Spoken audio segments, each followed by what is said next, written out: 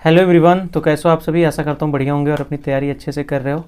और हम लोगों ने पूरे 79 डेज़ का टारगेट कंप्लीट कर लिया है। आज जो है वो 80वां दिन है और मैं सुबह टारगेट अपलोड नहीं कर पाया क्योंकि छठ पूजन में गया हुआ था, तो इसकी वजह से लेट हो गया। तो आप सब आगे का जो टारगेट है, यानी जो आगे की क्लासेज होंगी उनको आप कर ही रहे होंगे। फिर भी मैं सोचता हूँ कि अपनी तरफ से जो मैंने नोट डाउन किया हुआ है, जो मैंने बनाया हुआ है, वो आपको एक बार वो सेंड कर ही दूँ।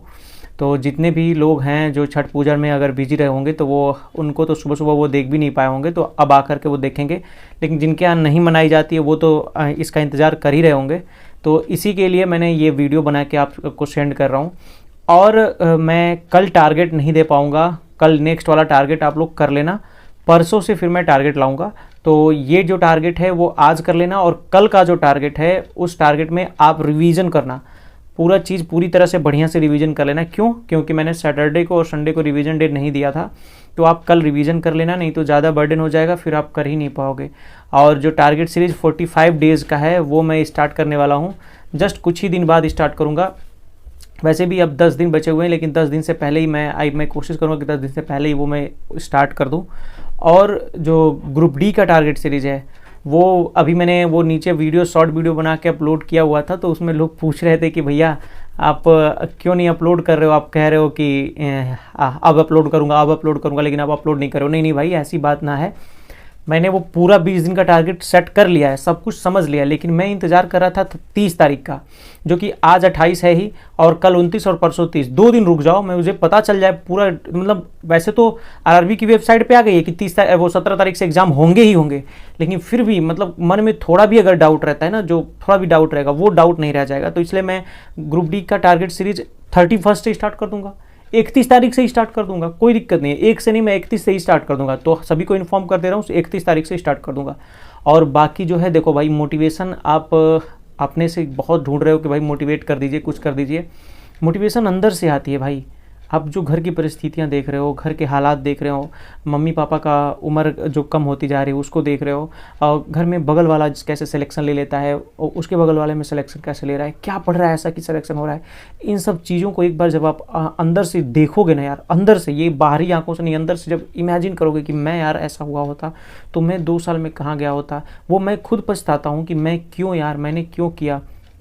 जब मैं सीबीएसई से पास आउट हूँ 12th, लेकिन मैं सोचता हूँ यार कि मैंने जो 12th सीबीएसई से तो कर लिया, लेकिन मुझे डायरेक्ट बीए करना चाहिए था। बीए करके 3 साल में कंपटीशन की तैयारी किया होता और मैं उसमें चला गया होता। लेकिन मेरे सर पे भी भूत सवार था कि नहीं, मुझे करना है। मेरे दिमाग एकदम टीचर का था, मुझे प्रोफेसर बनने वाला दिमाग था कि नहीं, मैं प्रोफेसर बनूंगा, मैं वही पढ़ाई करूँगा, वहीं पर वो करूँगा। लेकिन भाई देखो, कायनात कहाँ ले जाती है वो आपको भी नहीं अंदाजा है कि कहाँ ले जाएगी। तो आपने यार, आप देखो, आप एक काम करो, जो अगर 12th पास आउट हैं, अगर आपके भाई बहन, मैं कह दूंगा यार भाई उसको बीएससी ना करो बल्कि बीए कर लो, बढ़िया रहेगा। बीए कर लो और बीए करके आप तैयारी कर लो यार। मुझे तो, मैं सच बता रहा हूँ दिल से, अगर कोई मुझे से पूछे मैं पहले ही बता दूंगा कि आप बीए कर लो भाई। आप बीएससी के चक्कर में, मैंने बीएससी किया, 3 साल बीएससी में गंवाए, और रिजल्ट क्या निकला? कुछ नहीं। आज बीएससी के जो सिलेबस की बातें हैं, वो बीएससी उतना सही ढंग से अब मुझे आती भी नहीं। अगर मुझे कहीं कह दे कि बीएससी के बच्चों को पढ़ा दो तो नहीं आती, लेकिन मैं 12th तक के बच्चों को पढ़ा सकता हूँ, मैं इतना जानता हूँ।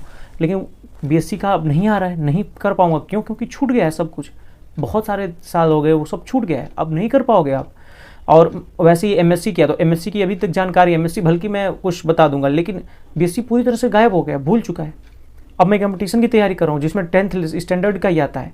तो इसलिए मैं कह रहा हूँ भाई कि देखो, आप अगर कोई भी, आपके भाई बहन कोई भी हैं अगर, तो अगर आपने 12th की है, 12th के बाद सीधे बीए का फॉर्म डालो, और बीए के बाद प्रॉपर तैयारी कर लो। 3 साल तैयारी करोगे भाई, सीजीएल हो, दरोगा हो, किसी भी फॉर्म को आप भरोगे, आराम से निकाल ले जाओगे। पहले अब मैंने किया बीएससी, उसके बाद फिर किया एमएससी के बाद तब मैंने बीएड किया। जब बीएड करने लगा हूँ तब जाके मैं सोचा हूँ कि अब उससे काम नहीं चलेगा, क्योंकि यूपी में तो भर्तियाँ आ नहीं रही हैं, और बिहार में मेरा टारगेट था कि बिहार में भर्ती आएगी तो उसमें सिलेक्शन ले लूँगा, लेकिन बिहार में भी भर्ती नहीं है। जब ये दोनों जगह भर्तियाँ नहीं, तब मेरे दिमाग ठिकाने लगा, और अब सोचा कि नहीं यार, अब कंपटीशन में कूद जाना चाहिए।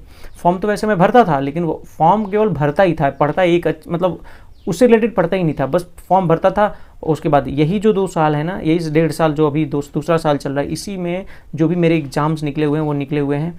उससे पहले मैं मतलब फॉर्म भरता था, एक दिन भी वो नहीं पढ़ता था, क्योंकि मैं बीएससी करता था, कॉलेज जाता था, एमएससी करता था, कॉलेज जाता था, उससे तैयारी करता था, निकल जाता था फिर पेपर देने के लिए। ये दिमाग में कोई टेंशन नहीं था, डर ही नहीं था कि मेरे पेपर में क्या होगा, निकलेगा नहीं निकलेगा, ये सब बातें थी।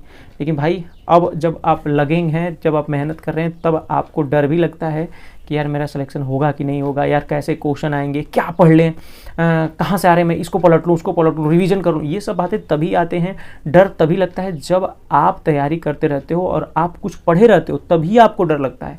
ये मैं खुद अपने से मैंने उसको करके देखा है ना। तो आज का जो टारगेट सीरीज़ है वो मैं भी दिखा दे रहा हूँ कि क्या क्या मिला हुआ है टारगेट में।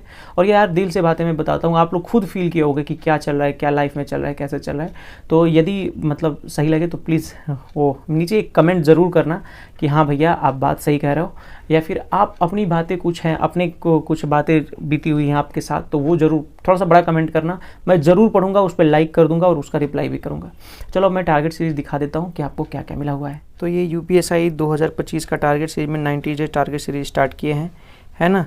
इसमें आपका डे 80 है, तो आपको कैलकुलेशन करना है। मैंने बार बार बता रखी है कि कैलकुलेशन में क्या क्या करना है।